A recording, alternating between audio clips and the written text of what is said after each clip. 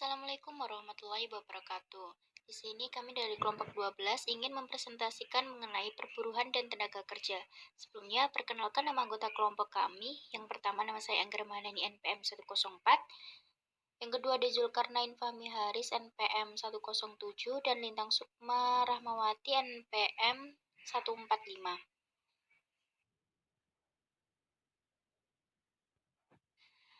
Perburuhan dan tenaga kerja. Hukum perburuhan atau ketenagakerjaan atau labor law adalah bagian dari hukum berkenaan dengan pengaturan hubungan perburuhan, baik bersifat perseorangan maupun kolektif. Secara tradisional, hukum perburuhan terfokus pada mereka atau pekerja atau buruh yang melakukan pekerjaan dalam suatu hubungan kerja yang subordinatif atau dengan pengusaha atau dengan pemberi kerja atau majikan. Hakikat hukum perburuhan. Hukum perburuhan itu sendiri memiliki hakikat atau sebuah tujuan yang melampaui pasal-pasal tertulis yang ada. Sejak industrialisasi semakin meningkat di negara-negara Eropa Barat, atau hal ini sering dikenal dengan revolusi industri, kaum buruh yang modal utamanya adalah tenaga dapat dipisahkan dari kaum pemodal yang memiliki uang. Saat pemodal melakukan akumulasi kekayaan atau menumpuk modalnya untuk memperluas bisnisnya, ketimpangan kuasa antara pemodal dengan buruh semakin luas. Menurut Otto Kahnfeld menyatakan bahwa timbulnya hukum ketenagakerjaan dikarenakan adanya ketidaksetaraan posisi tawar yang terdapat dalam hubungan kerja atau antara tenaga kerja dengan pengusaha. Dengan alasan itu pula, dapat dilihat bahwa tujuan utama hukum ketenagakerjaan adalah agar dapat meniadakan ketimpangan hubungan di antara keduanya yang timbul dalam hubungan kerja tersebut. Selanjutnya ada sumber-sumber hukum perburuhan. Yang pertama ada menurut Undang-Undang Nomor 13 Tahun 2003 tentang Ketenagakerjaan. Di sini mengatur hak dan kewajiban pekerja serta pengusaha di dalam hubungan industrial. Yang kedua ada Peraturan Undang-Undang Nomor 21 Tahun 2001 tentang Serikat Pekerja atau Serikat Buruh. Di sini mengatur mengenai hak dan kewajiban serikat pekerja atau buruh secara terperinci. Kemudian yang ketiga ada Undang-Undang Nomor 2 Tahun 2004 tentang penyelesaian perselisihan hubungan industrial yang mengatur mengenai proses penyelesaian perkara yang timbul akibat terjadinya perselisihan di dalam hubungan industrial. Hubungan kerja. Konsep atau pengertian perjanjian kerja merupakan landasan dalam hukum perburuhan Indonesia untuk menentukan cakupan legislasi dalam hukum perburuhan. Perlindungan diberikan kepada mereka para buruh yang menerima dan melakukan pekerjaan atau dasar perjanjian kerja. Untuk alasan ini pula, maka kita perlu mempelajari seksama pengertian perjanjian kerja, yakni sebagai pengantar ke dalam kajian hukum perburuhan Indonesia.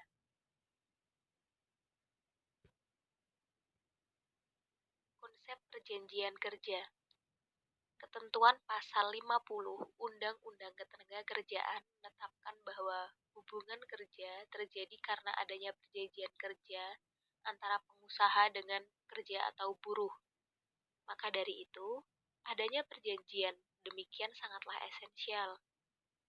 Perjanjian kerja dipahami mencangkup 3 elemen inti. Yang pertama ada pekerjaan, upah, dan otoritas atau keuangan atau perintah. Ini berarti bahwa perjanjian kerja antara suatu kesepakatan dengan mana buruh atau pekerja mengikatkan diri sendiri untuk bekerja di bawah otoritas atau kewenangan majikan dengan menerima bayaran upah. Satu aspek penting dari perjanjian kerja adalah tidak diwajibkan untuk dituangkan dalam wujud tertulis. Ketentuan pasal 51 ayat 1 menyatakan bahwa perjanjian kerja dapat dibuat secara tertulis maupun lisan.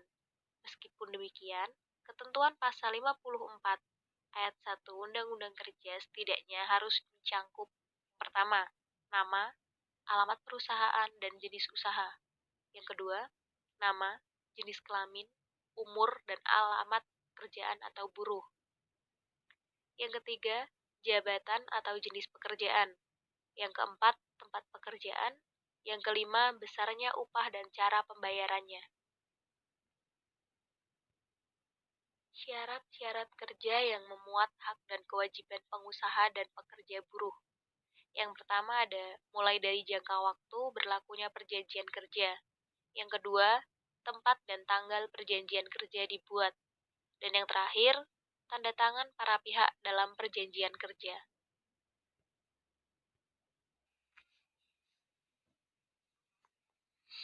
Selanjutnya ada peran dan fungsi serikat pekerja atau buruh.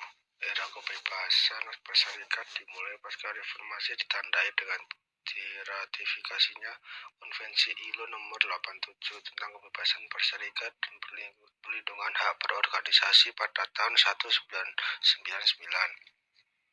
Dalam bagian menimbang konvensi ini menegaskan bahwa pengakuan atas prinsip kebebasan berserikat merupakan alat untuk meningkatkan kondisi pekerja dan menciptakan ketenangan bagi pekerja atau buruh.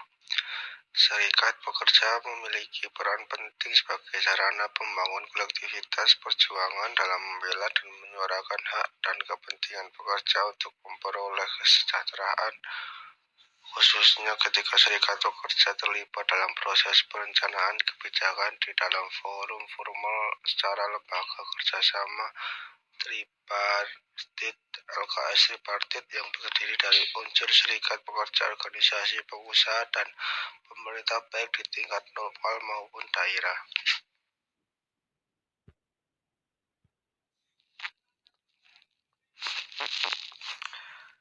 Tindak lanjut Konvensi ILO nomor 87 diratifikasikan oleh pemerintah Indonesia atau tahun berselang pemerintahan mengesahkan Undang-Undang nomor 21 tahun 2000 tentang serikat pekerja atau buruh yang menjadi landasan hukum bagi para pekerja untuk mendirikan organisasi serikat pekerja di tingkat perusahaan maupun di luar perusahaan.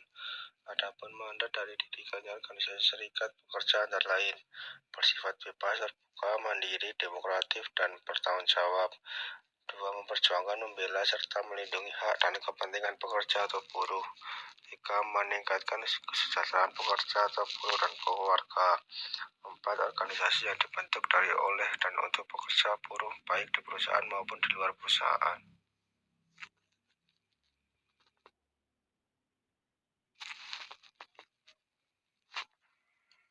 Dan yang terakhir ada perbedaan antara hak pekerja dan hak serikat pekerja. Sifat hak: timbulnya hak setelah pekerja memiliki hubungan kerja dengan pemberi kerja yang ditandai dengan adanya perjanjian kerja di dalam kolom individu, sedangkan di kolom organisasi atau kolektif setelah organisasi serikat pekerja terbentuk dan terdaftar di Dinas Tenaga Kerja memiliki nomor pencatat serikat pekerja atau buruh.